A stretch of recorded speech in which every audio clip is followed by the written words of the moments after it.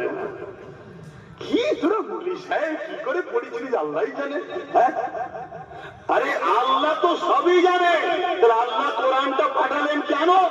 এই রাস্তায় গেলে জাহান্নামী হয়, এই রাস্তায় গেলে জান্নাতি হয়, এটা জানাবার জন্যই তো পাঠিয়েছে।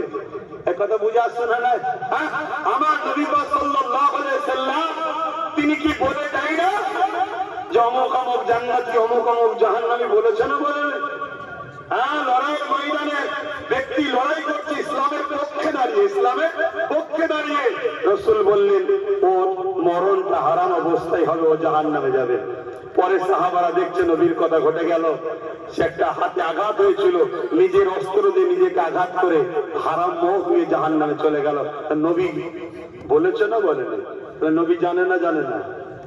সেই নবীর ঘোষণা, সেই আল্লাহর বাণী অনুযায়ী এই এই এই এই ইসলামের যদি কেউ দুশ্মনী করে সে জান্নাতে যাবে। বলবেন তো? ওই যে কি বলে প্যালেস্টাইনের শিশু শিশু বাচ্চাগুলোকে হত্যা করছে ওই বেঈমান আল্লাহর ওলি হবে তো নাকি? হ্যাঁ, এবার বলবে পরে যদি তওবা করে নেয়।